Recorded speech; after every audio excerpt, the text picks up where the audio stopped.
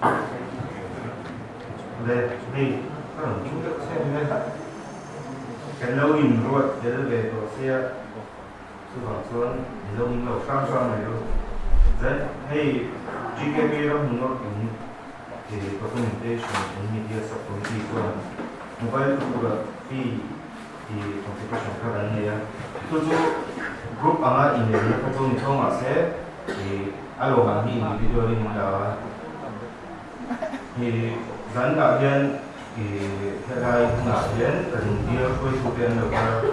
Lawmman hin sensatorin nantinga consolation prize hi kan sem masana chuan program nei lo dek lai ding sok lo ka han song sok ma Tanbial GKP Vice President who LP lo sok sekta chuan Assistant Secretary who sealed exile also. Chuan Finance Secretary Lawmman Song Changte. Chuan pakatira ding so hebak lawa kan som tel mai na ani minute so mi mani se kan treasure nila each every minute.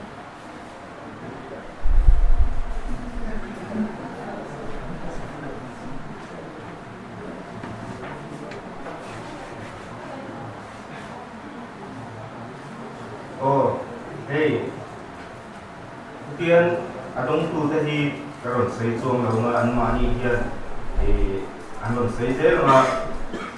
Lawmman hi nan sak zel to ni.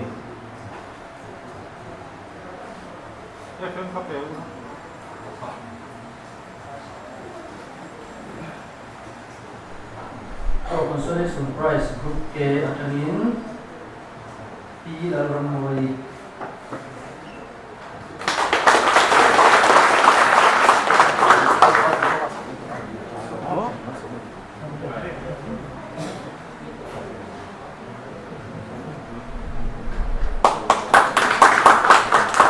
Group G atangin consolation prize K Manso Sagi.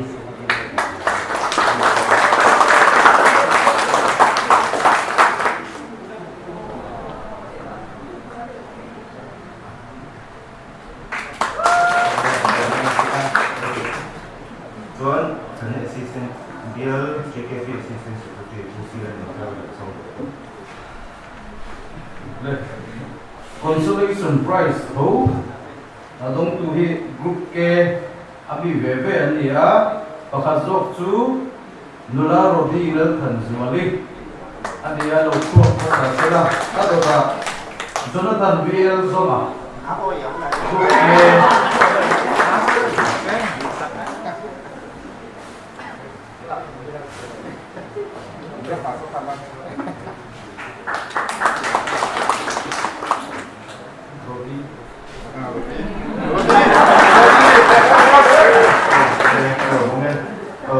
Finance secretary also.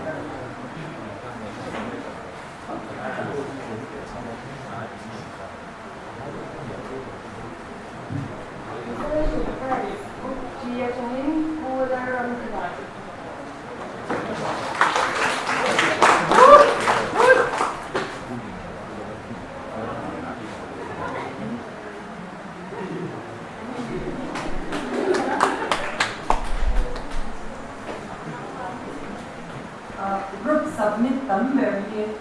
group kia thì anh nói là tụi con cần assistant leader that's so much anh đi à anh đi vào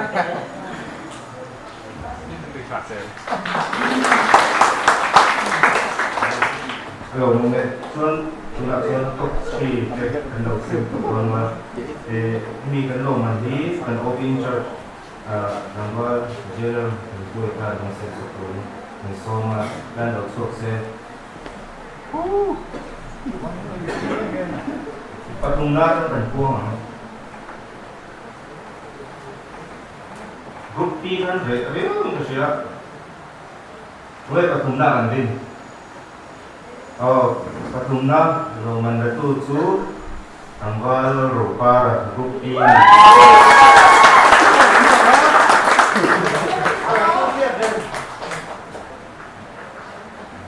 soan pahinay kan sem le ha pahinay Lawmman datu tu nulal kan ni group G ni rin kong rin ka siya ang COVID kan wala sa pese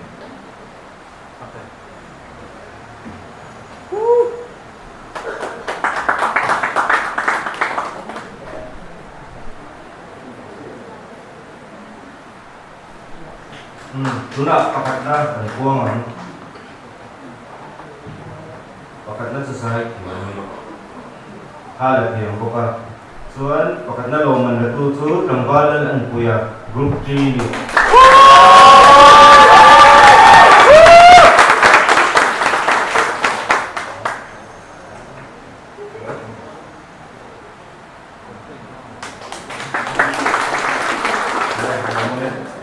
report hi pe suai tan dua bilau sektor mula tan share ka pokok kong kumin sombian documentation and media so committee hian insta post sombre production ko FBI album som nga siama YouTube Pathian unit kami unit channel akan video somni parukan da chuan bial YouTube channel akan song banda ko chuan vai songma paruk video hi kan siam ko ha chuan special Sunday le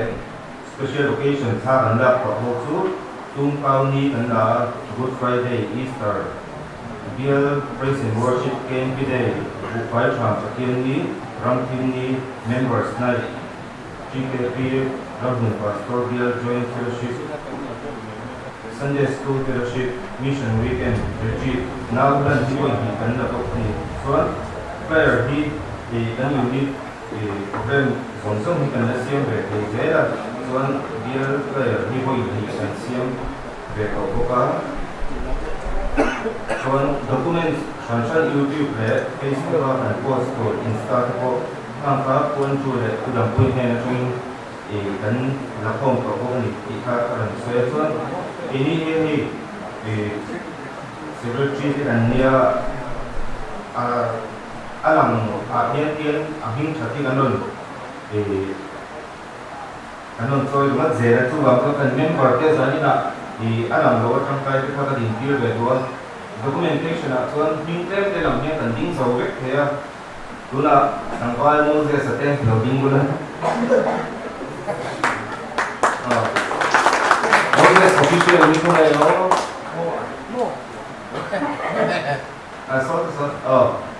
so tete ikon pahi kanding le kaya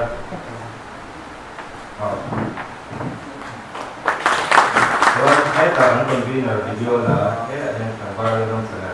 so ang secretary niya kan so ka kahit ano ito niya